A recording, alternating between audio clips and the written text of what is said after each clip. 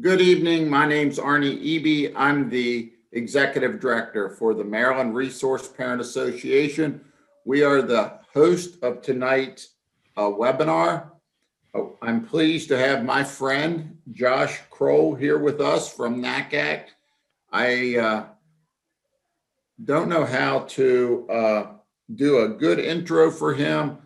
All I can say is, from my personal experience, he's a great conversationalist. We've had many incredible dinners together, and every time we are able to get together, it's a fascinating time discussing policy,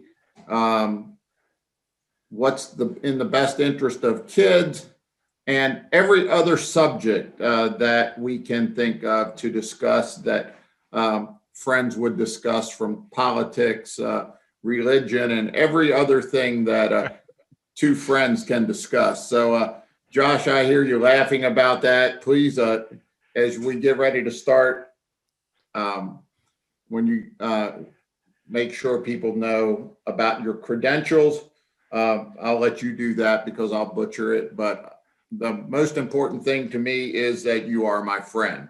And so welcome to the webinar tonight. We have a lot of people signed up. Right now we have 113 participants, which is thrilling. I ask that you mute yourself. I'm trying to monitor that. We're also asking that you, if you want training credit, put your name and jurisdiction in the chat. This meeting is being recorded, and we will work through it. The other thing that we're aware of is that with this many participants, there will be questions that show up in the chat or otherwise that we are not going to be able to get to answer in an hour and 30 minutes. So Josh has graciously agreed to come back in 2 weeks from tonight. So if you put a question in the chat or you go to the MRPA website and sign up for the meeting, there's a form there to ask questions that you would like to have specific answers for. I will forward them to Josh, and we will work at compiling answers for that discussion in 2 weeks.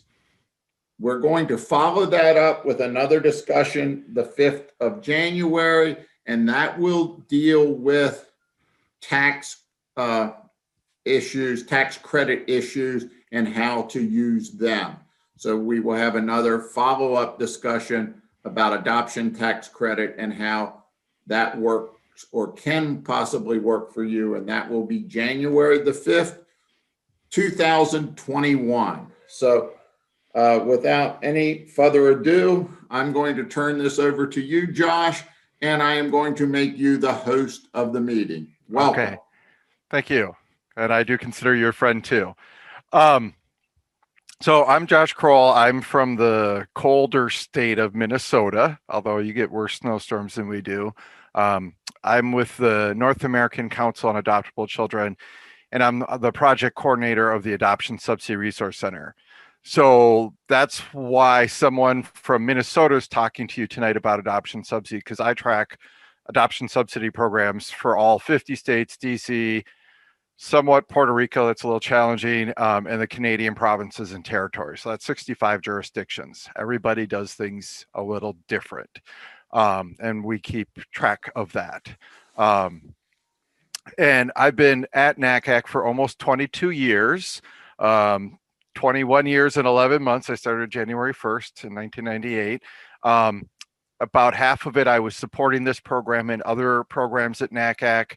And then back in 2009, I became the program coordinator for this program. So I've always been the lead adoption subsidy. Well, I've always been involved with adoption subsidy since I started working at NACAC. And I've also been the lead tax credit person at NACAC, really starting to really help families starting in January of 2004. So I promise you, if you're interested in the federal adoption tax credit, and we'll also cover some things on January 5th that are related to like claiming kids as dependents, which could be useful for foster or kin, guardian families. But the meat of it will be the adoption tax credit, and I will try and make it fun. I've been doing it for a long time, so I hope I got some skills at that. So I am not a parent. Although currently in COVID, I do have my girlfriend's son living with me, as I had an open bedroom for him. I do have wonderful niece and nephew, and my sister was adopted as an infant from Korea. And so that's sort of the family connection I have to adoption and why I got involved in this work.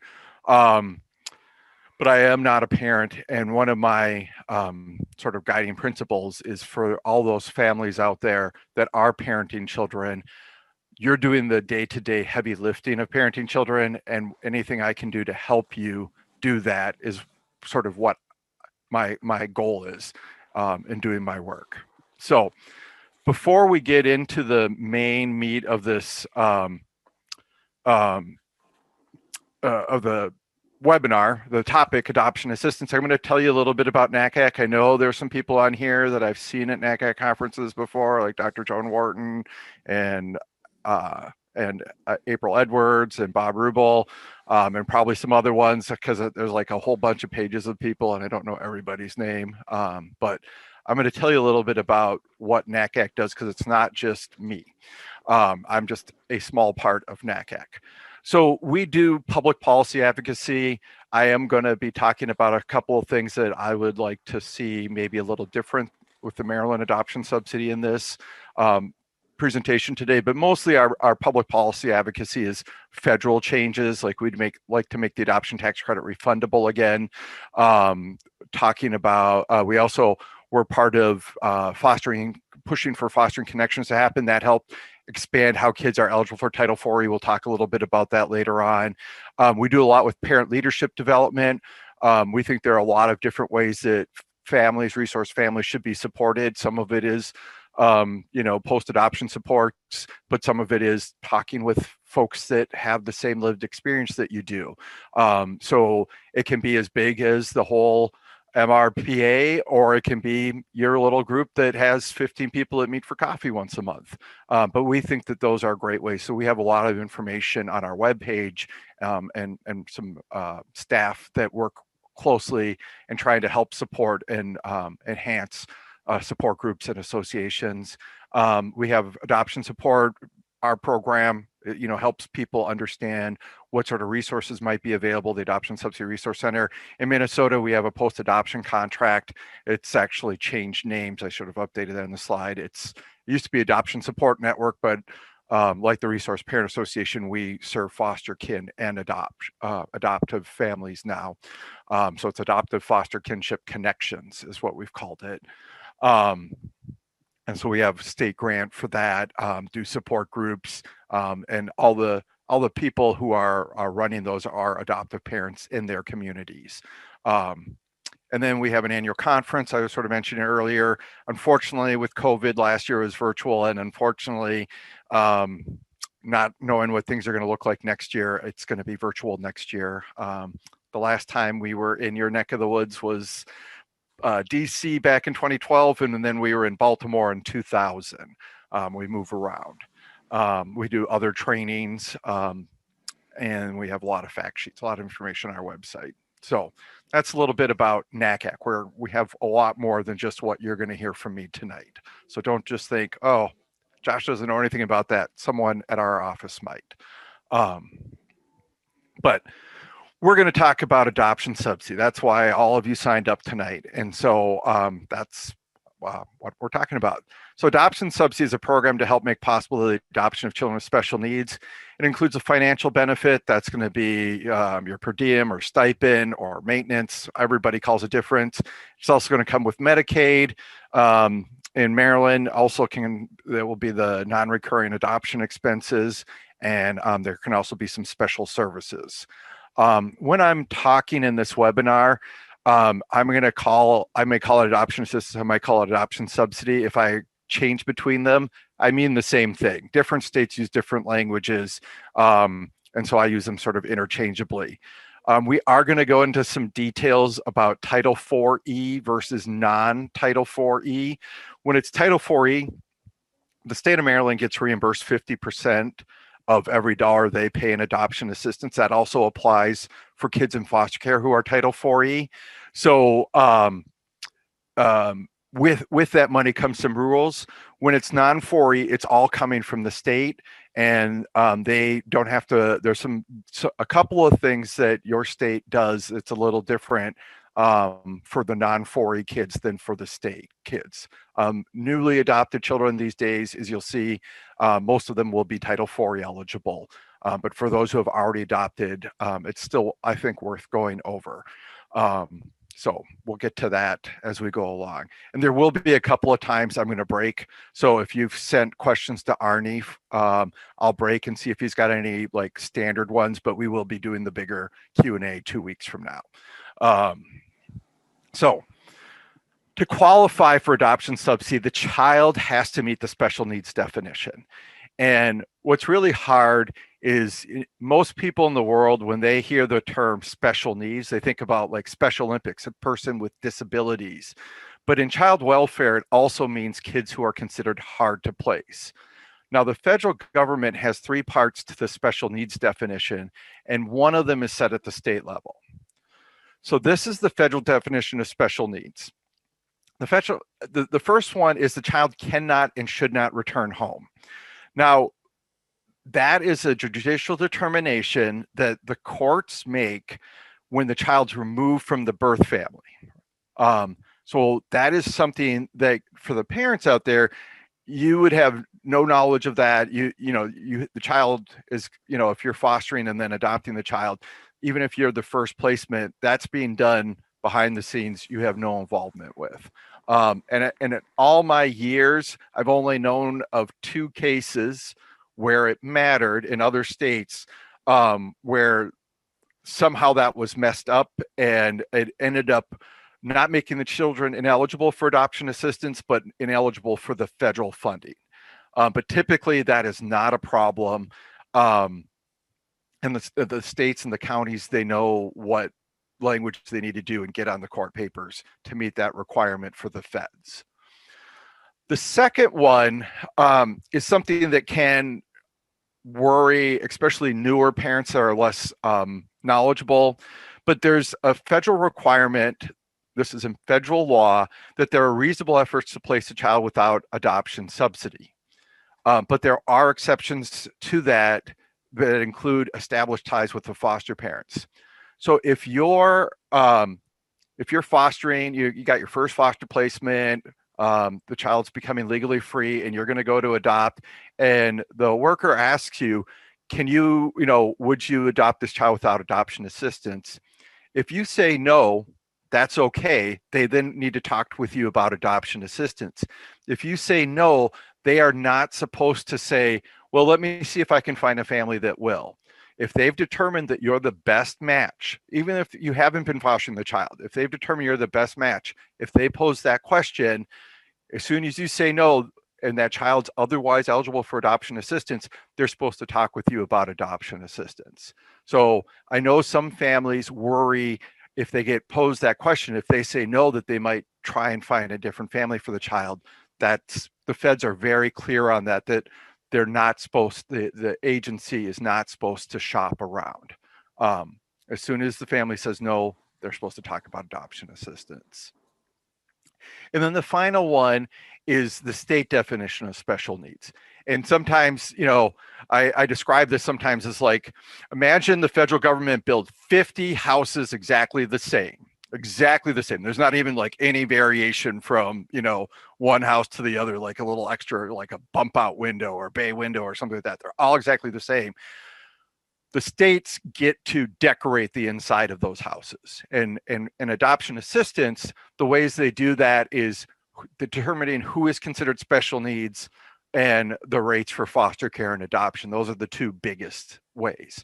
Also how they negotiate and other things, but within specifically adoption assistance and the monetary amount, those are really the big variation. So in the state of Maryland, a child who is 6 to 17 years old would be considered special needs. So if I'm adopting a 7-year-old who's otherwise perfectly healthy, that 7-year-old is considered hard to place and is eligible for adoption assistance. A child who has a physical or mental disease or disability, a child has an emotional disturbance, the child is recognized to be at high risk of a physical or mental disability or disease. For those children, it looks like they would be most likely to offer a $0 agreement. And what's really nice for that, a lot of states do it, not all of them, but majority of states, is that, you know, if you've got a really young kid who there's suspicion or known, maybe the child was born with a positive tox screen, but the child seems to be developing well, it allows the state to enter into an agreement with you so that if problems arise later, you can go back and start getting some monetary support, and it will come with the Medicaid all along. And that just makes the process to access that support later on easier for the state and for the family, and to make it a quicker process too, so that once that diagnosis is known, they're able to more quickly work at getting that assistance amount set up.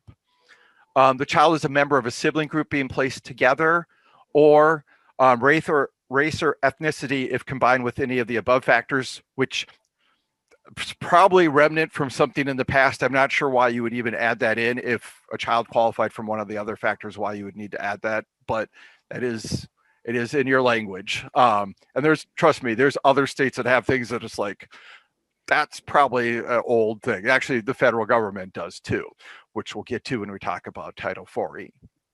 So that's a state definition of special needs. A child has to fit one of these categories to be eligible for adoption assistance. Otherwise, they won't. I would imagine the numbers are probably pretty high, especially I would imagine even the younger children, a lot of them might have a high risk factor. So that's that slide. We're going to move into the Title 4E versus state or non-Title 4E. So as I said earlier, Title 4E means there's federal dollars. So for every dollar that you get in adoption assistance, this is also for foster care for kids who are Title 4E, Title 4E eligible in foster care, the state's getting reimbursed for half of what they're paying in adoption assistance or foster care. If it's state only funded or non-Title 4E, every dollar is being paid by the state. Sometimes I get people who call me up, they'll say, hey, Josh, I get this subsidy from Minnesota. How do I apply for this federal subsidy I keep hearing about? Families don't. The subsidy payment that is paid by the state is one or the other. There's not a federal agency, a federal government office you can call and try and get a federal subsidy. So it's always going to be administered by the state and through, and the local DSS, but there's not a federal agency to get that federal subsidy because you're already getting it or not for the child. So how are children Title 4 eligible? Prior to October 1st, 2009, there were only 4 ways for kids to be Title 4 eligible. And those 4 ways were, the foster child received Title 4E foster care payments that cover both the minor parent and the infant at the time the adoption petition is filed. So if I've got a foster daughter and she gets pregnant, has a baby, and Title 4E foster care payments are covering her and the baby, that will make the baby Title 4E eligible if I were to adopt the baby. Child received Title 4E adoption subsidy in a previous adoptive placement. So the good news is this is one area where Maryland is really good. There's a handful of states. If, let's say I'm an adoptive parent, I adopt a kid from Maryland and I pass away. If my sister were to become a guardian to my child, the state can provide adoption subsidy if my sister is meets qualifications and all that. They will actually continue it on to a guardianship situation without adoption being required, which literally it's like maybe 6-7 states do that. There are a lot of states where What happens if I die or if the adoption dissolves, the adoption assistance ends in that situation. But if someone else were to adopt that child, let's say I die, Arnie's going to adopt that child. Arnie would then, the child wouldn't have to re-enter into the system. They could actually be adopted independently. They don't even have to be in a private agency care. Arnie would have to then apply with the state or the local DSS for adoption assistance before he finalized the adoption. So if any of you are older or, are doing your estate planning, especially, with COVID right now, might want to have some information with your paperwork or whoever might be that identified guardian, so they know what they need to do if something were to happen. I'm from Minnesota. I actually went to high school with Prince's drummer and his half brother, and him not having a will was a really hard thing for getting that estate sorted out. So, if you're doing some of that planning, get information in there. You can give NACAC's information. I'll help. I'll help direct them to where they need to go and talk to, so that they can continue to get support for those children. Because children who have already entered into the system, they already have the loss from losing their birth family. If they lose if they lose their adoptive family too, like anything we can do to help make sure they have resources and support is key.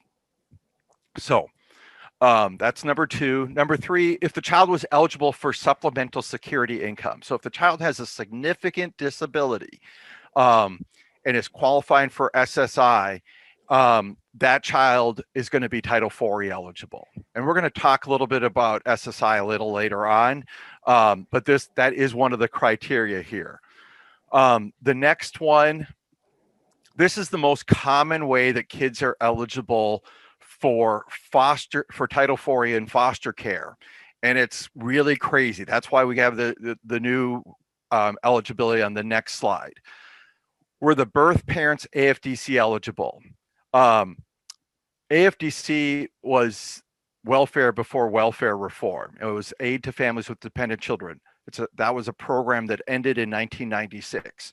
And it's crazy that states have to spend a lot of money. I mean, there's a good return on investment, but they spend money to determine if kids are AFDC eligible so they can get that 50% reimbursement. It's a program that does not exist, but the two craziest things about it is they're doing AFDC determination in the month the child's removed from the birth families. NACAC's solution to Title IV for adoption back in the early 90s, when AFDC still existed, was to have an AFDC redetermination made after TPR, and almost every kid would have been Title IV eligible at that point.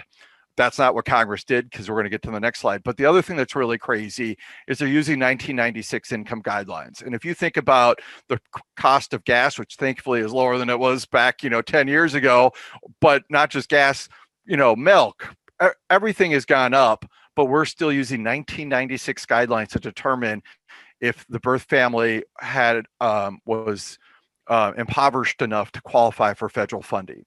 So that law I mentioned earlier, Fostering Connections, what it did is it didn't wipe the slate clean. It didn't say, why is Josh putting up this slide that's got these 4 things that haven't existed since September 30th, 2009? Those still exist, but there are 3 new ways for kids to be eligible.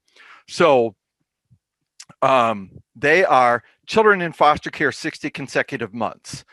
So a kid who's been in foster care for 5 straight years is going to be Title IV eligible.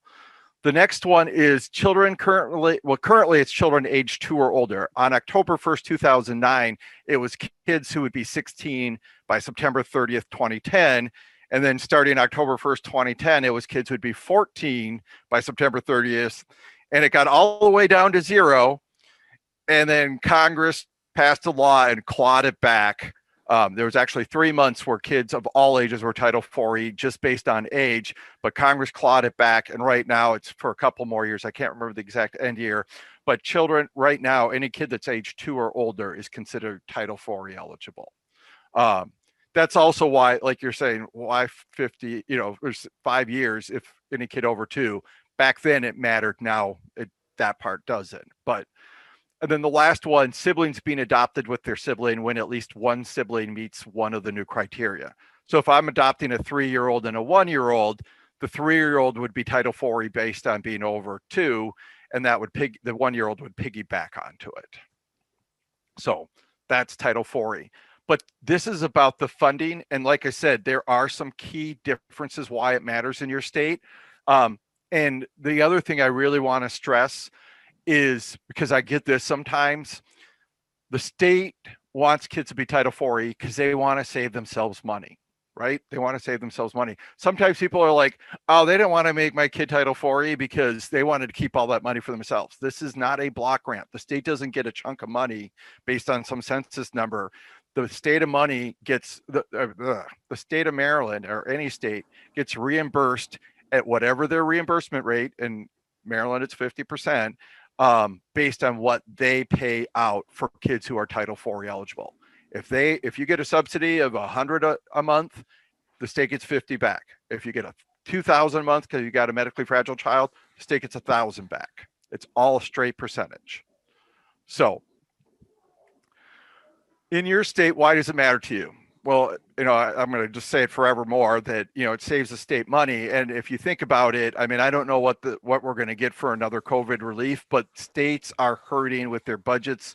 Anything that can get the states more money right now is a good thing, because I don't know any state that's doing well with their tax receipts right now. The child is statutorily eligible for Medicaid. There are some states, none near you. It used to be DC would not provide. Pennsylvania, probably more than 10 years ago, but DC more recently would not provide Medicaid to kids who lived in their state or the district who received non-4E adoption assistance. I mean, like the district, it was really easy back when they didn't do it. It's just like live in Prince George's County or, up, somewhere in Northern Virginia, just don't live in DC, and that's not a problem. Maryland can, in Comar, they do allow the state to reduce adoption assistance amount if the child receives Social Security benefits, if it's a non-4E funded subsidy. So, and I'm going to get into that a little later on when I do the Social Security slide. The other thing is Maryland can suspend a non-4E adoption assistance if the child's out of the home for more than 30 days or in out-of-home care, back into out-of-home care. I know that, Maryland's not unique in that. Kentucky also does that, and they do it because it's their dollars. There's no federal rules that they would get in trouble with. So that's the two biggest issues besides the Medicaid part. And I'll go over which states those are issues on a slide later on. So any questions yet, Arnie? Yes, I have a couple questions. Okay. Okay.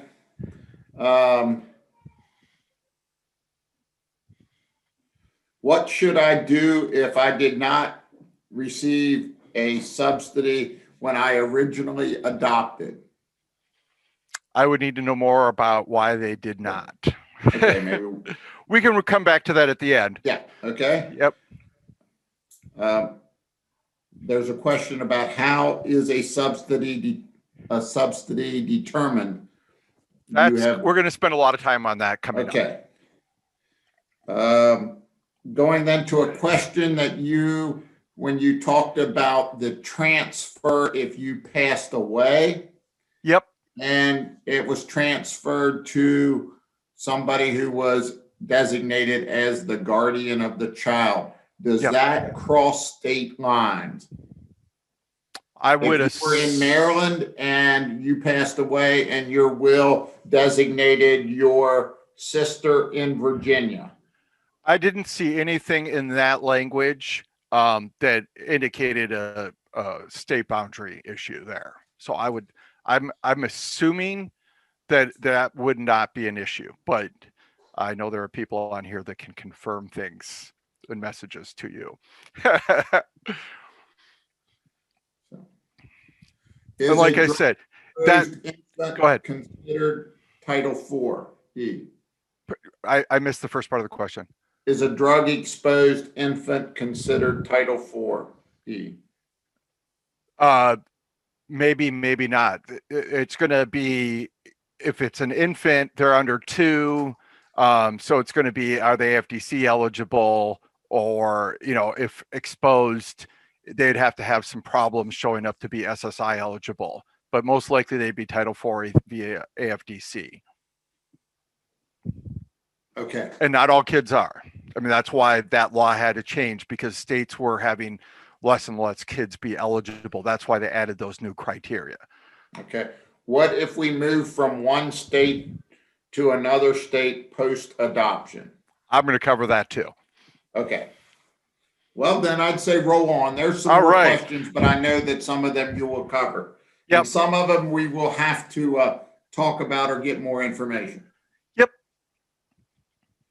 And at the end, when we're doing our final, any questions, I'm going to have up my contact information. I talk to people all the time.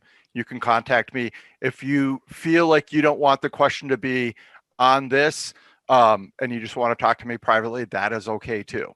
So. And I do have people that are asking about the slides. Yep. If you make them available to me, we'll make sure they're emailed to the participants. Okay. So, so how does adoption subsidy support people? There's the monthly maintenance payment. For basic, it's up to $887 or $902 a month, depending on the age of the child. Intermediate, $1,008 to $1,024, and medically fragile up to $2,000. As we get into negotiation, we're going to spend some time here. I'm going to be honest. It's going to be. I'm going to be wearing my advocate hat when we're going through the negotiation process. And if you're not really interested in it, I apologize, but it needs to be said, and I'm the speaker. So, but one thing is, these are up to, the amount of adoption assistance can't be more than the foster care rate the child is eligible for. Medicaid, the state of Maryland, like most states, provide Medicaid to kids who are 4E or non-4E. There are some states like Virginia where a child who's non-4E might have to have some disability that warrants it. So in that respect, you guys are better than Virginia. Reimbursement of non-recurring adoption expenses, it's up to $2,000. If you're fostering to adopt a child, you're probably not going to really have much reimbursement of non-recurring adoption expenses. I don't think you guys have to get your own attorneys or pay for home study fees. But let's say you lived up in way Western Maryland and Garrett County, and they're matching you with a kid down in Somerset that you're going to foster to adopt. If you're driving down there, they want you to do some pre-placement visits. You're driving over the toll roads, you're staying overnight, things that you pay for the adoption process. Home study fee, attorney fees, background checks, traveling costs, things like that can be reimbursed up to $2,000 per child. You're adopting siblings, $2,000 per child. If I'm adopting a sibling group of 3, but I was only planning to do 2 and I need to buy new dressers and beds and stuff for that 3rd kid, this doesn't cover that. There might be other resources that can help with that. This can't go for that. And then special services, your state has a post-adoption program, and they really want to help try and make sure that the adoptions stick. I mean, no one wants a dissolved or disrupted adoption because that's just another trauma on kids that they don't need. So your state does do that, and you need to talk with your local DSSs about those. I'm not going to go into much detail on that, but I can add the link for the post-adoption stuff to the slides before I send them to Arnie.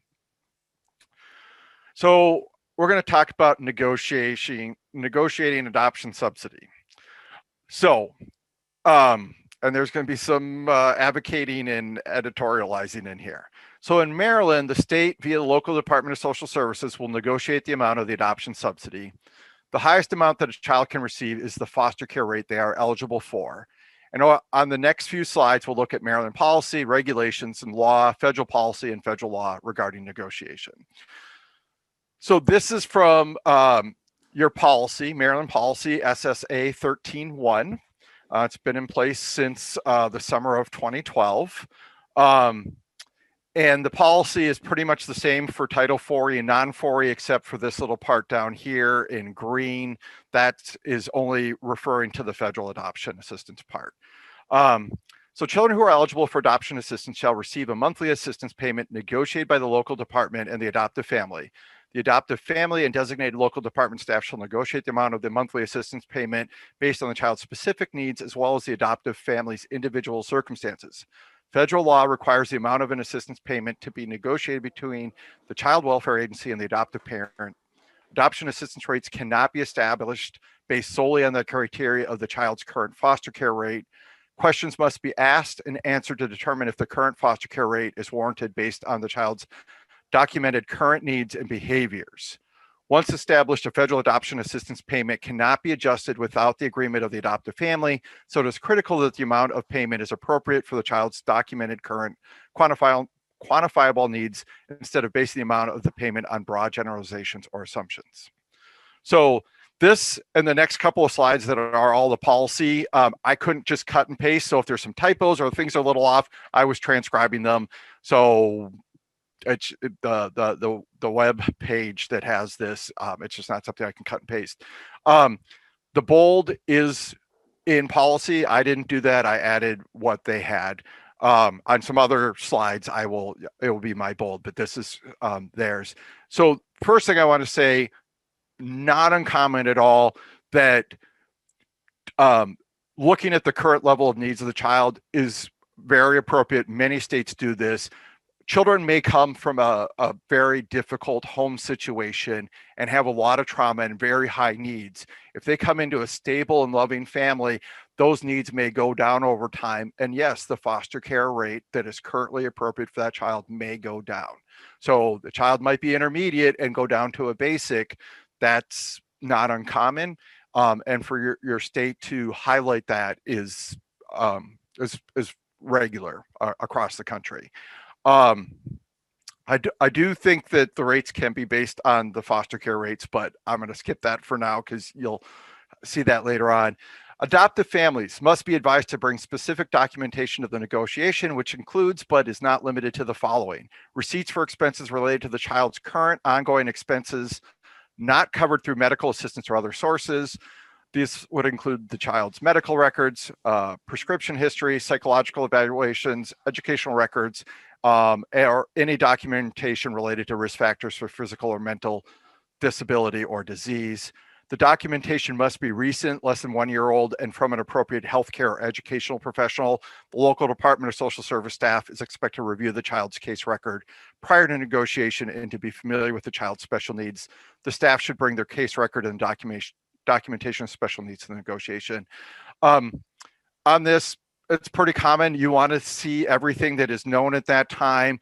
It's got to be from a proper professional. I had someone try and have their I don't know if it's respite provider or daycare provider try and diagnose a child like in another state. And it's like, yeah, no, it needs diagnoses and things like that need to come from proper professionals. And yes, you want something that's current.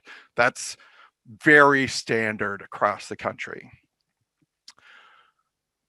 This is the last page of the policy. Expenses, mortgage, utilities, etc. the family would incur if the child were not part of their family are not to be included in this calculation. Adoption assistance payments are not intended to cover every expense the family may incur to have the child as a member of the family, but rather to offset costs such as therapy or therapeutic activities incurred related to the child's special needs that are reflected in their eligibility criteria for assistance. The family is to be informed that the plans for the adoption finalization cannot move forward with the issue of adoption assistance being resolved without the issue of adoption assistance being resolved. So it's important that this negotiation occur in a timely manner. So the last part, the adoption assistance has to be established before you finalize. So that last paragraph, without a doubt, is totally reasonable because they can't really, if I were a worker, I would not want to schedule a date to finalize an adoption until we had the adoption assistance agreement done, because that has to be done before we finalize. Otherwise, it's a huge mess and it's not good for anybody. So that part's totally okay. I disagree, as you'll see on later slides here, that ordinary expenses like mortgage, utilities, and other things like that are not part of the calculation. And if you look at things like it's rather to offset costs related to the special needs of the child, then why are 6-year-olds considered eligible? Why are sibling groups considered eligible? They may not have any other special needs. So if the whole purpose is to make them eligible for adoption assistance, why have those categories at all? That's my editorial there. I'm going to skip over the COMAR here. It'll be in the slides. I'm just going to highlight, this is my highlight, that is based upon the family's ability to incorporate the child into their household, the assistance the local department may provide to help the family assume primary financial responsibility of the child. The local department and the adoptive parent shall explore the availability of other resources such as SSI and other Social Security benefits, adoption tax credit, educational or vocational training assistance, and community supports that may be available to meet the child's needs on an ongoing basis after the adoption is finalized. Yes, the family's taking on the primary responsibility. I mean, I've talked to families trying to pay for residential treatment that go, spend their retirement savings trying to help their child get better. And the whole issue of looking at other resources is not uncommon. Every program wants to be the payer of last resort, but I will say this: adoption tax credit. There are a lot of families. Unfortunately, the adoption tax credit doesn't help. So, if any of you are workers on here who are considering and looking at this language, I would never consider that as a possible resource, because way too many families it does not help. But if you really want to know, you got to come back on January 5th to have a better sense on will it help or not. So this is from the non-4E. It's basically the same language, so I'm going to skip right over it. I did looking at Maryland Family Code. It says the nature, amount, and duration of the subsidy shall be determined by the needs of the eligible child. It talks about amount in here, and I just want to highlight a different part of the family code. Eligibility of prospective adoptive parent, an individual who has been approved by a child placement agency as an appropriate adoptive parent and who seeks to adopt an eligible child is eligible to receive a subsidy on behalf of the eligible child, regardless of the individual's income or other eligibility factors. It does seem to me, I'm not a lawyer, I'm not going to pretend to be one, but it does seem to me that in Maryland law, that they don't want to say that a child's not eligible because a family makes too much. And depending on how they do calculations, it seems like that could be an end result. Although on the flip side, because Maryland says adoption subsidy is really the monthly monetary amount, Medicaid, non-recurring, and special services, I could see why they might say, well, the monetary part they don't get, but they're still getting the other parts. But I just thought I'd point that out. This is federal policy manual. And I'm going to just skip down here. The amount of the adoption assistance payment is determined through the discussion and negotiation process between the adoptive parents and a representative of the Title IV agency based upon the needs of the child and the circumstance of the family. The payment that is agreed upon should combine with the parent's resources 44 with a fair amount to cover, I think I can hear you already, to cover the ordinary and special needs of the child projected over an extended period of time and should cover anticipated needs, example, child care.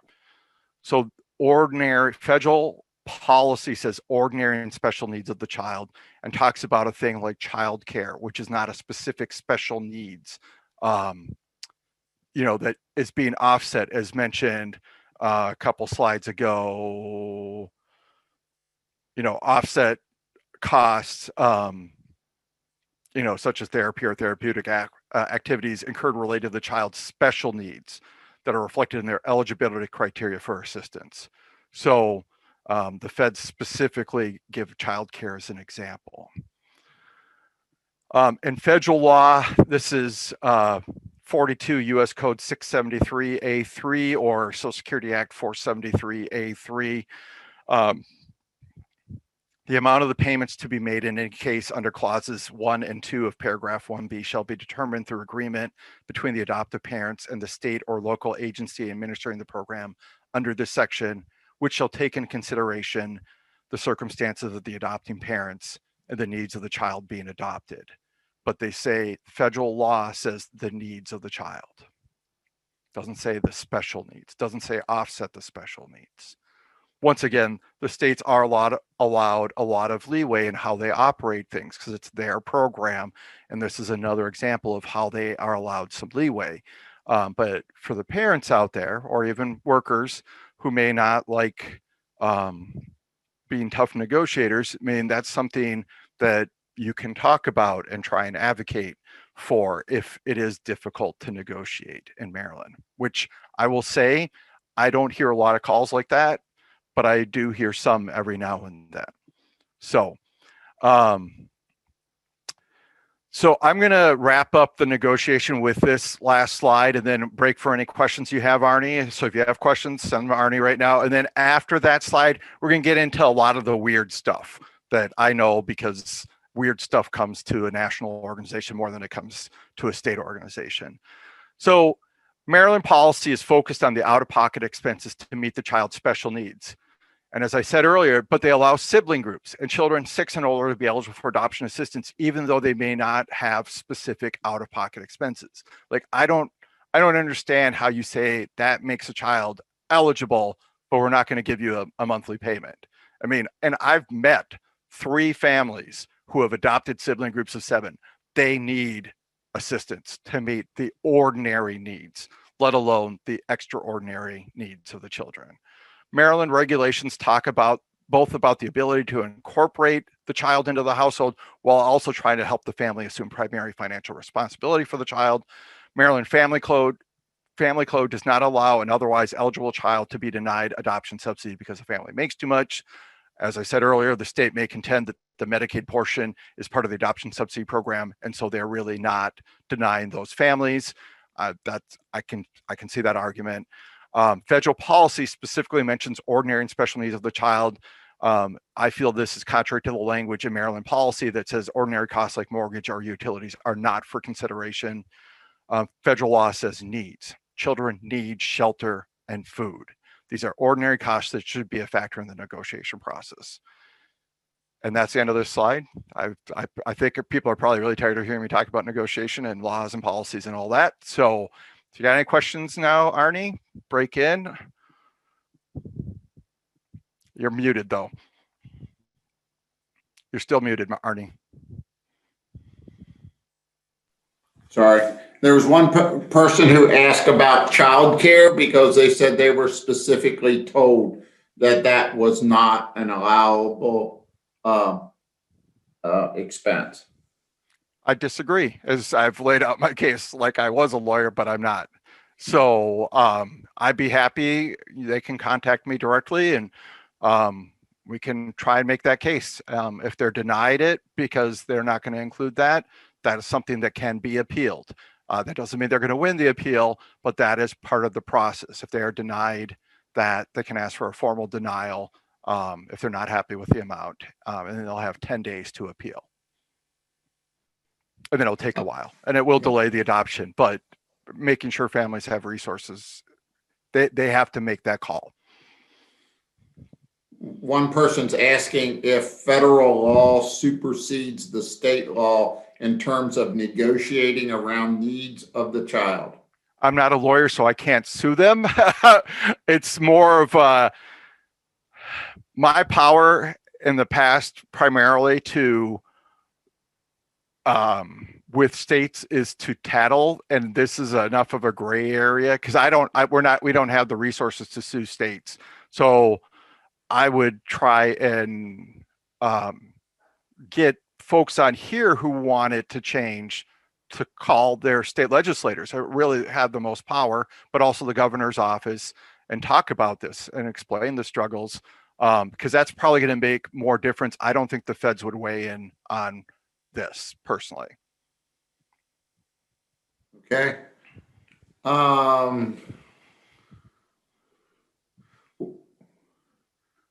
What happens if I adopt one child and then later adopt their siblings? Do you then qualify for the subsidy assistance based on the sibling group? I didn't see specific language. I can check and follow up before the next thing. I didn't see language. There are states, Minnesota and Texas, notably. There's some others where they say to join a sibling. I think New Jersey might also, but that would make, in that situation, the second child eligible, not the first one retroactively.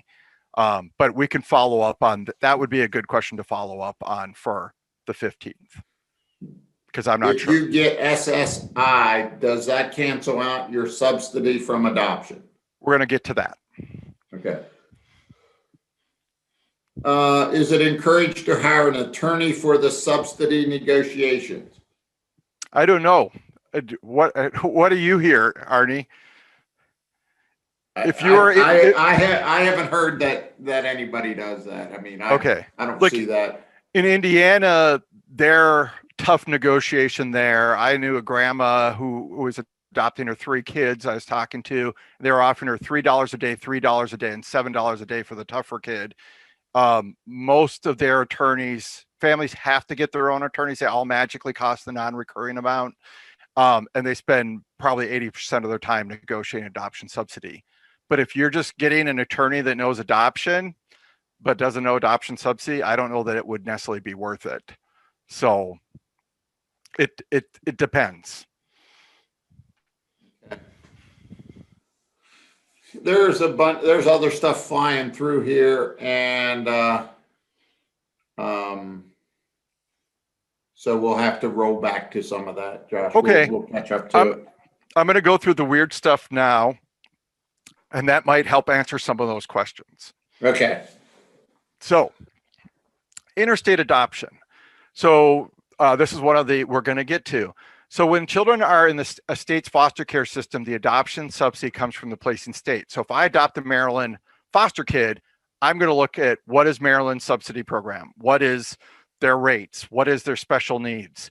But if I live in Maryland and I'm adopting a Minnesota kid, I need to look at all those things for Minnesota. The Medicaid, though, is going to have to come from the adoptive parent's state of residence, because like a Maryland Medicaid card is going to do me no good. There's no provider here in Minnesota that takes a Maryland Medicaid card. And if you move out of state, is it on the next slide? Well, so for the question about moving out of the state, if you move out of the state, you need to let the local DSS know, or the state office, probably the local DSS, and they'll let the state office know. 2 reasons. One, you need to let them know where you are, because they do, the annual recertification, or confirm that you're still legally and financially responsible for the child. But more importantly, you need the capital to send. You need the state to send information to your new state to get Medicaid set up in the new way. You don't go to a new state and say, like, you move to Virginia and say, hey, I need to get Medicaid for my child, to talk to Virginia. I mean, you can do that. It's not the right way to do it. The state of Maryland needs to send to the state of Virginia that information. And then if you were to move to a third state later on, guess what? You're still going back to Maryland. You don't go, Virginia doesn't pay the adoption subsidy. They're not the one that's going to send it on to state number 3. It's always going to come back to Maryland, or whoever's paying the adoption subsidy. And Medicaid, if it's Title 4E, the child will get Medicaid no matter what state you live in. If it's not 4E, oops, I didn't update one thing on this slide. Sorry. Where it says Maine, it should say Maryland. I missed something there. Sorry about that. So the only problem states, if you have non-Title 4E subsidy from Maryland, are Illinois, or from any state, are Illinois, Hawaii, New Mexico, and Nevada. DC used to be on this list. New Hampshire used to be on this list. Iowa and Pennsylvania used to be on this list. Or what? No, I think it was New York, not Pennsylvania. Used to be on this list. But right now it's down to those 4. And unfortunately, I know a Pennsylvania mom who moved out to Hawaii, which sounds really wonderful, as it's like the highest it's going to be in the next 2 weeks here is 44 degrees. And it's like, but her kid's non-4E and she doesn't have Medicaid for that child because it's non-4E. Now, the states of Iowa, New York, and Pennsylvania will provide Medicaid to 4E children and non-4E children from any state except non-4E kids from Illinois, Hawaii, New Mexico, and Nevada, because they won't do it for their kids. This list does change over time, not a lot. But if you are considering moving, I would be happy to talk to any of you. I might know of another great organization like Maryland Resource Parent Association that I can help get you connected to, or even a local support group. And we can also, make sure that who to contact if you're having problems to get that Medicaid set up in the new state. I had someone just in the last month call me, and they've been paying out of pocket for healthcare for their child for a couple months because they didn't know who to talk to. And I'm like, call this. It should probably be less than a week for the ICMA, Interstate Compact on Adoption Medical Assistance, to send that information over and have that Medicaid set up in the new state. The first time I ever had a really bad situation with that was a family with a super medically needy child. They lived in Virginia. They moved to Arkansas. They applied based on the child's medical needs. They got it, but then it was going away. They were freaking out. And I'm like, you just need to call Richmond and they'll send the stuff to Little Rock. And then it was all taken care of and their stress went away. So do it right from the beginning. That way you don't have that issue. The other thing is, because I get this call sometimes, if I've adopted a Maryland child, I move out of Maryland, I don't have the new state pay me. It's still Maryland that's going to pay me. If I need to renegotiate the adoption subsidy rate, I'm going back to Maryland. I'm going back to the state that pays it. That doesn't get transferred. People keep wanting to have that go to the new state and maybe get the new rates. That's not how it works. So you're going to go back to the state that pays the adoption assistance, or that you have the adoption assistance agreement with, because they're the state of fiscal responsibility. So when do subsidies end? They can be extended to 21 if the child has a disability that warrants continuations. Children who are adopted at age 16 or older, who are still in secondary school, post-secondary school, in a works program, working 80 hours a week, or unable to do any of these because of disability, they can be continued up to age 21. The subsidy can end before the age of 18 if the parents are no longer legally responsible for the child or financially supporting the child. Typically, states match what the feds say. You're no longer legally responsible if your parental rights are terminated, the child enlists in the military, marries, or is an emancipated minor. I think legal guardianship, if someone else took legal guardianship, would probably qualify there too. A state may determine you are still financially responsible if you pay for therapy, gifts, things like that. If a child re-enters foster care or goes into a residential treatment facility and you're receiving Title IV adoption assistance, the state cannot just automatically reduce or suspend your subsidy without your agreement. If they're paying for those things, they can, but they don't have to, but most states do. They can refer you to child support. In Minnesota, they always refer to child support, and depending on the county and the family situation, they may take all the adoption subsidy. They'll never, in Minnesota, they'll never take more than that. But it's tough because placements like those are expensive.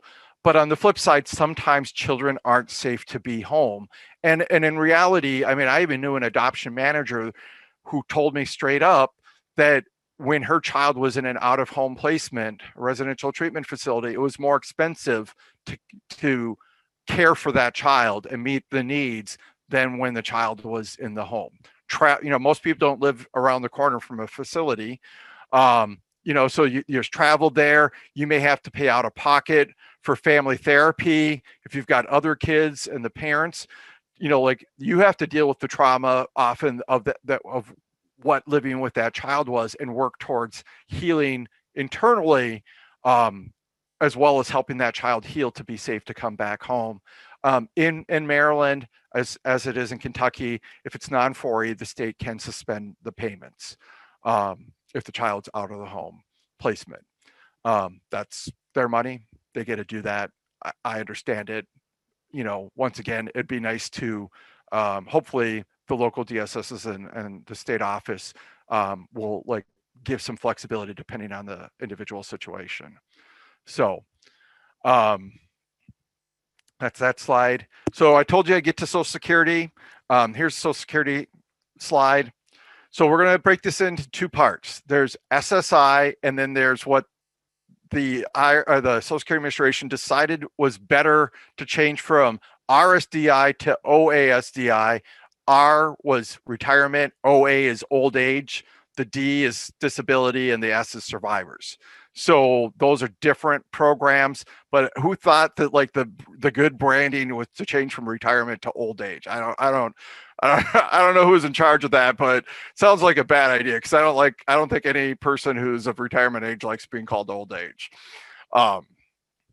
So we're going to start with SSI, supplemental security income. This is going to be based on a child having a disability, a significant disability. This wouldn't be, as you mentioned earlier, a child who may have, been born with a positive tox screen, but otherwise doing okay. This is going to be a significant disability. It's going to be something like, like cerebral palsy, spina bifida, a Down syndrome, things like that. SSI is also a means and asset tested program. When the child's in the state care, there really isn't a family income to disqualify a child from SSI. But as soon as you adopt that child, Social Security Administration is going to say, what's your income? What are your assets? Does this child still benefit from this? And the answer is probably not. Because if I'm getting adoption subsidy, and I'm getting, and my income and assets are low enough that I can still get SSI. SSI is Title 16 of the Social Security Act, and it is reduced dollar for dollar based on what you receive in adoption, Title 4 adoption assistance. They call it concurrent, because it's fancy government language, concurrent receipt of federal benefits, but it's double dipping. So that will be reduced dollar for dollar. If you were ever to be offered, you could take SSI or adoption subsidy. The answer is always adoption subsidy, because you don't want an inheritance that gives you some assets or a job raise to possibly have you lose SSI as well as the associated Medicaid.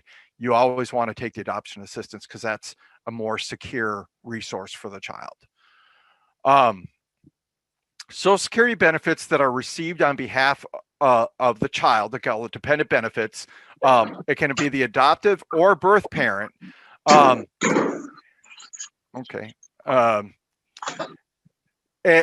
Those benefits are not double dipping. So a family could get both benefits. And actually, the first time I ever learned about this, that one can stay out. Someone's talking and not muted, just FYI. So the first time I actually ever learned about this was a Maryland family. The Maryland family, they adopted a kid. The state determined this was the right amount for the family and the child, family circumstances, the child's needs, and gave them adoption subsidy in a signed contract for that amount. Later on, adopted dad became blind. He started getting Social Security disability benefits. And because he had dependent children, he started to get some benefits for them also. The state of Maryland reduced his benefits because of the dependent benefits he was getting from Social Security.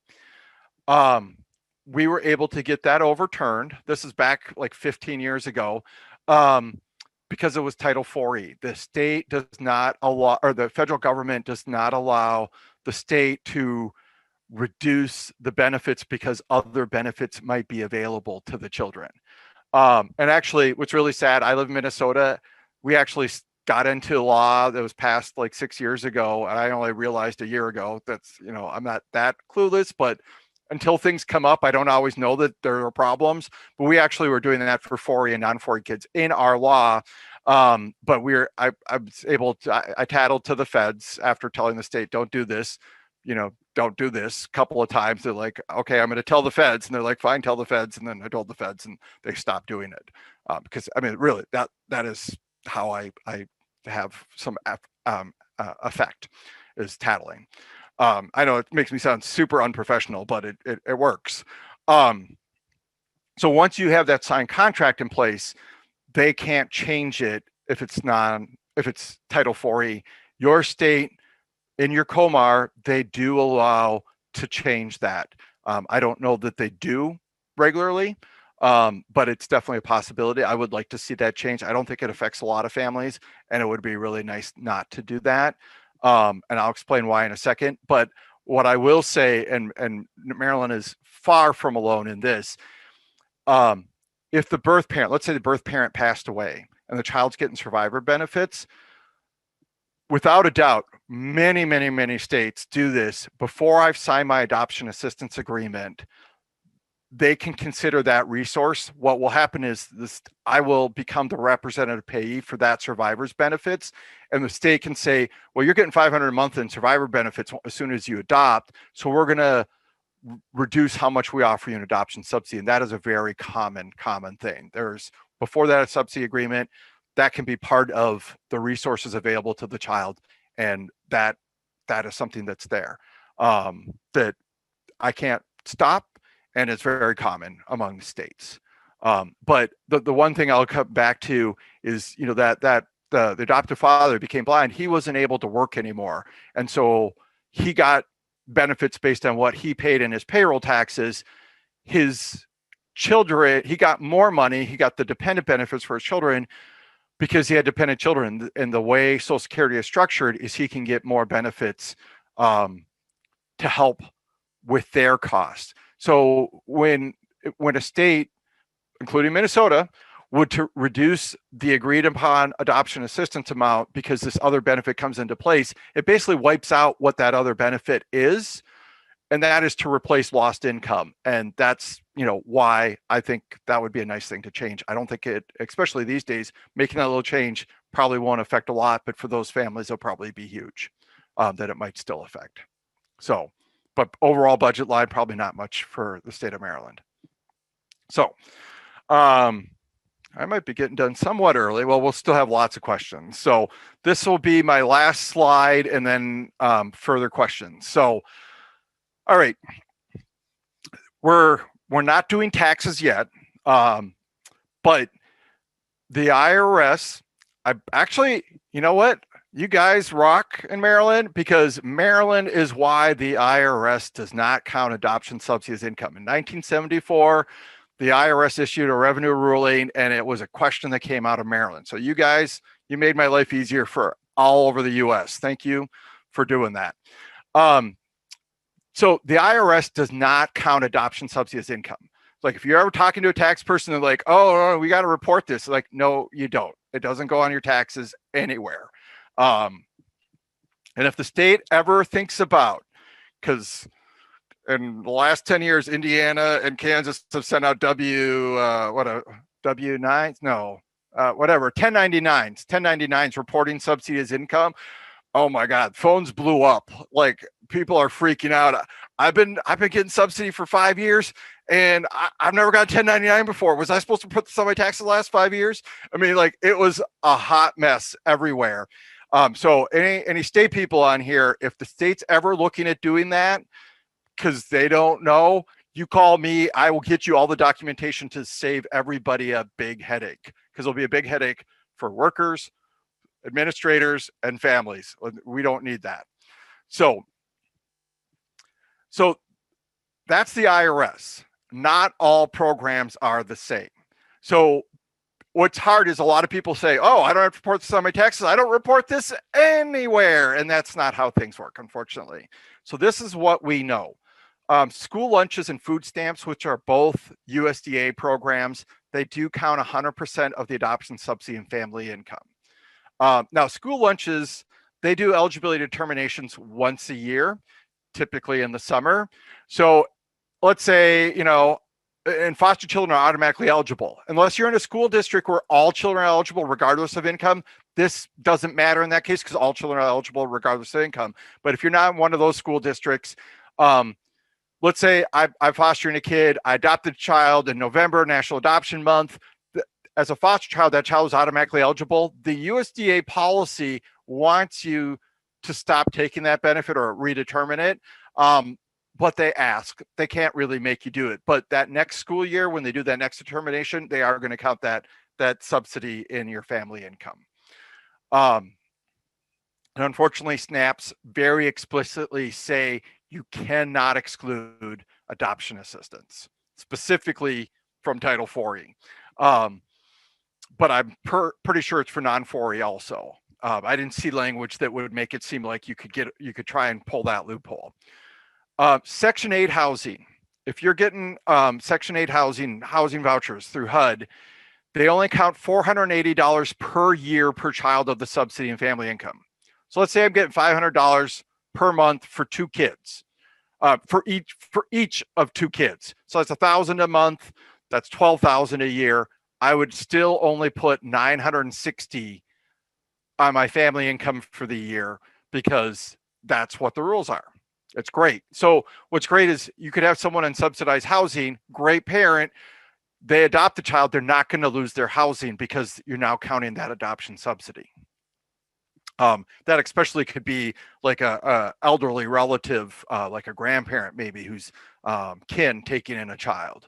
Low income home energy assistance program, LHEAP, home energy assistance program in Minnesota. That's heating assistance because it's cold here. The federal government allows each state agency to set what is excluded income. I've never had a question from Maryland. If someone is applying for that, I will try my best to look it up.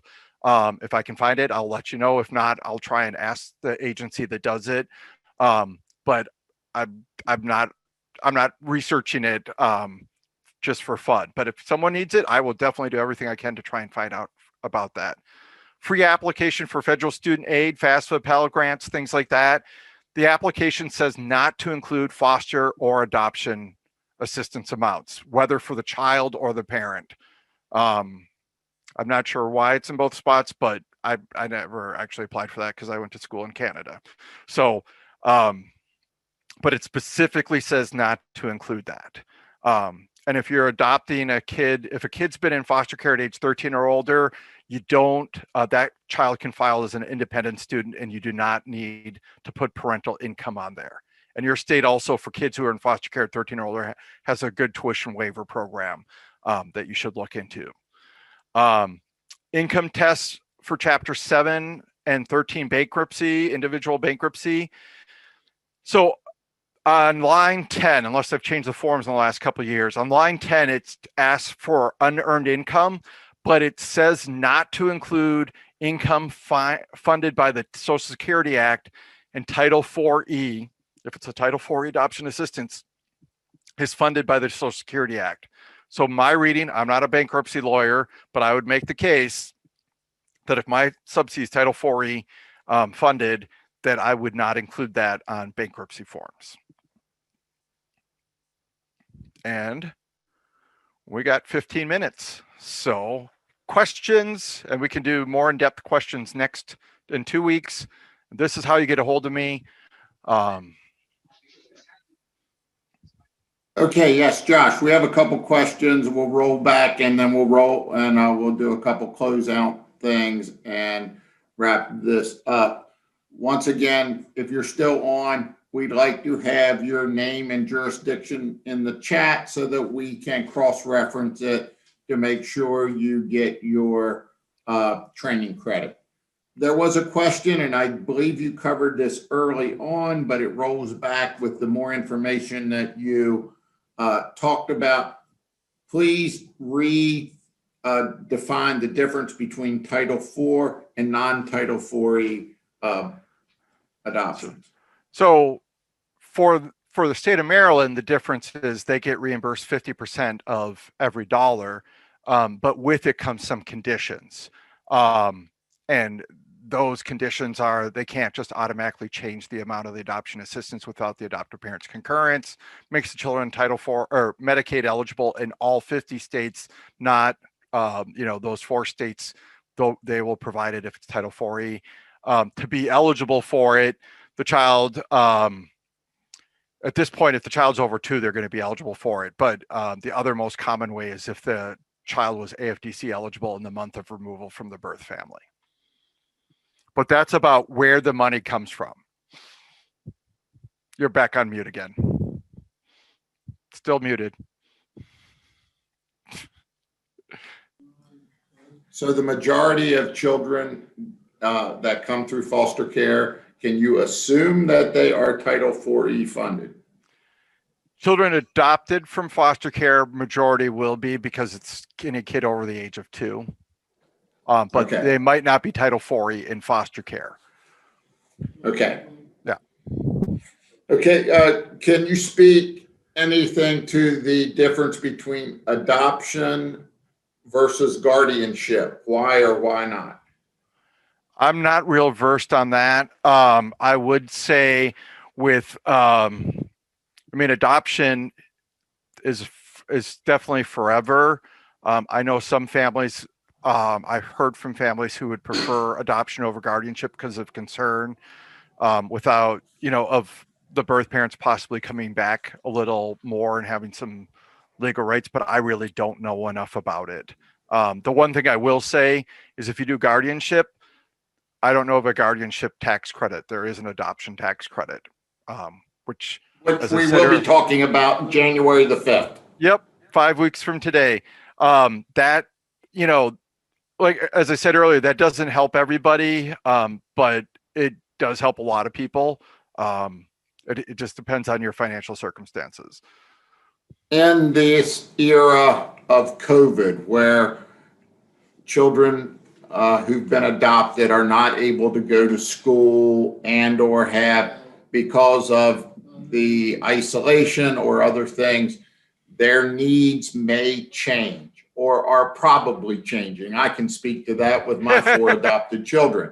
But is there any room for renegotiation around that? And if so, how or what process do you do? You'll need the agency that you worked with to adopt the child. So probably most likely the local DSS that you adopted the child through. You'll want to contact them in writing, and you're going to document the changes. It can be family circumstance too. So if you're getting less than the maximum amount, and you've lost a job, and maybe we don't get an extension of unemployment, that could be grounds for asking for more. But you can also talk about how the child, may not have the same, like if the child's got some learning disabilities, maybe has an IEP or something, maybe has some work one-on-one with a special ed person, they may not have that now, and you might be taking on more responsibility for that. I would definitely highlight that. I mean, it's hard because, if we look back to the terms, quantifiable costs, I think parents' time is invaluable. How do you, I'm not sure how you make that case to a local DSS. I don't know if other people on here have that. If anybody's got great ideas, I would please send it to Arnie and we could talk about it next time. In Minnesota, when COVID started, we have a crazy assessment tool that has like 15 different levels on top of the basic level. And they actually put out some guidance. I can share it with you just to give people some ideas. But they sent out some guidance about these are different domains that we assess that might be changing with children learning from home. So I don't know if that would be of use to at least make people think. Sorry. Oh, Arnie's trying to silence his No, family. I'm trying to go off mute, and my daughter just walked into the room. So I was trying to make sure she was not going to be talking about her art project. Oh, So another question around the renegotiation about if you adopt a child and then 2 or 3 years later, there's a new diagnosis. And then a couple years after that, there's another diagnosis. Yep. Let's say the child is diagnosed with autism and then a couple years later becomes blind. What or how does that work? It's like in the negotiation, but after there's an existing agreement. And if that makes the child, when you adopted them, were maybe basic, but now might be higher than basic because of their higher needs, autism, blindness, things like that, that ceiling will get raised, but you'll have more information, more things that you can talk about where you have quantifiable costs related to meeting their needs. the child might be legally blind and you need to get special adaptive equipment for them, and maybe you can't, get that from other community resources. Those are things you can address, but you can always, I'm sorry I didn't go into renegotiation and just spend all the time on negotiation, but the process is probably, I'm assuming, going to be very similar, except, it won't hold up the adoption because the adoption's final. But if there's a change in family circumstances or the child's needs, you're going to want to get all that documentation, because they're not going to have it. You're going to have to present that documentation to them. Whereas when they have an open foster case file, moving to adoption, they're going to have access to all that stuff, but you're going to have to educate them on what the current needs. You want a current diagnosis within a year from a proper, appropriate professional, and then explain why you want to ask for an increase and justify it. And if the local DSS approves it, they will then send it on to the Social Services Administration, state office. They will review it. If they approve it, it still has to be reviewed there's a bi-weekly meeting where they look at renegotiations like that and approve it. But it will be a process. Yeah, and that's something that we can potentially provide some information. Yep. I'll get that as we information review to you. these questions and look at it. Yep. And provide some slides around a thoughtful way if you need to do that. And it's because of condition change or what's the need change of the child. Yeah. Okay, well, I am thrilled that so many of you were on. I thank Josh very, very much for doing this, and I look forward to working through the questions that you entered in the chat. Please also remember, if you go to our website, MRPA.org, the link is up for the next meeting, December the 15th. The link is also up for the January 5th meeting. Please sign up. You will get a notification about it. You'll probably get a follow-up email in the next day or so asking about your thoughts, and we'll get the slides with those emails to you. And please check out our website, mrpa.org. We just finished up Adoption Month, where we honored a lot of adoptive parents from around the state. Their profile pictures and profiles are on our website and on our Facebook page. So please, if you get a chance, go there, like them, or send congratulations to your fellow adoptive parents here in Maryland. And they deserve the awards, just like each of us who take care of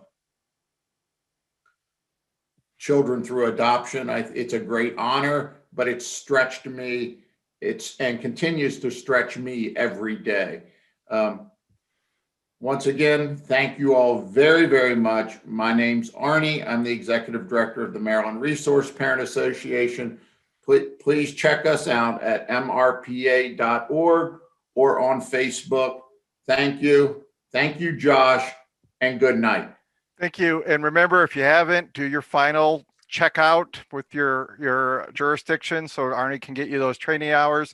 And if you have questions, you want to talk one-on-one, feel free to get a hold of me. Those phone numbers ring to my cell phone, so I'll be talking to you from this same spot, which is my dining room in Kroll, Minnesota.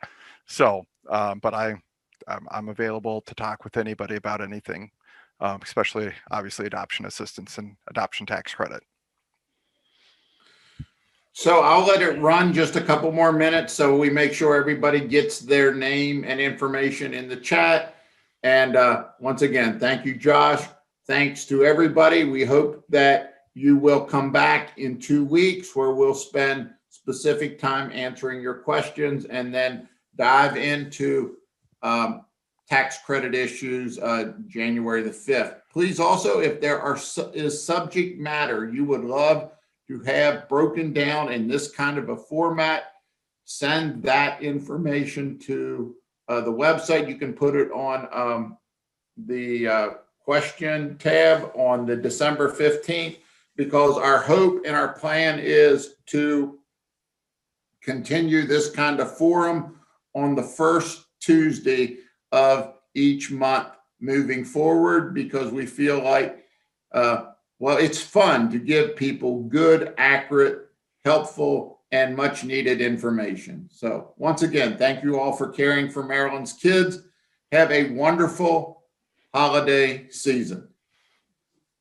Good night.